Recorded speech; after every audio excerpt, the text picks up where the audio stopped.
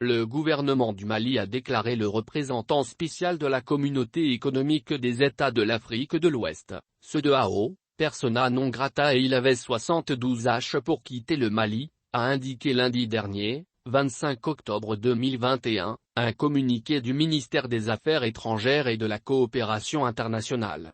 Selon le communiqué, le représentant spécial de la CEDEAO au Mali, Hamidou Boli, a été convoqué lundi dernier au ministère des Affaires étrangères et de la coopération internationale où il lui a été notifié la décision du gouvernement le déclarant persona non grata au vu de ses agissements incompatibles avec son statut. Et il a 72 heures pour quitter le pays. Cette décision intervient après plusieurs mises en garde adressées à l'intéressé à travers sa hiérarchie, a indiqué le gouvernement malien qui a réaffirmé sa disponibilité à maintenir le dialogue avec la CEDEAO et à œuvrer ensemble pour la réussite de la transition. Nous n'avons pas de problème avec les décisions qui ont été prises ces derniers temps par la CEDEAO.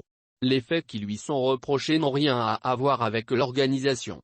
C'est plus grave, l'intéressé est impliqué dans des activités de déstabilisation contre la transition, nous avons des preuves, a par la suite expliqué le ministre Abdoulaye Diop à la presse. Et de préciser, le représentant de la CEDEAO, est en contact avec des groupes issus de la société civile et avec des partis politiques qui visent à déstabiliser la transition en cours. C'est à cet agenda qu'il répond, non à celui de la CEDEAO.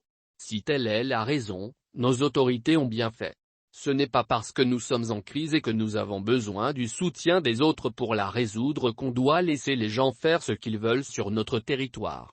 Cette décision a été prise par les autorités maliennes au lendemain d'une mission du Conseil de sécurité des Nations Unies, 23 et 24 octobre 2021, pour évaluer la situation politique du pays pressé par la CEDEAO de respecter le délai des 18 mois de transition, à partir du 15 septembre 2020. Donc d'organiser le premier tour des législatives et de la présidentielle le 27 février.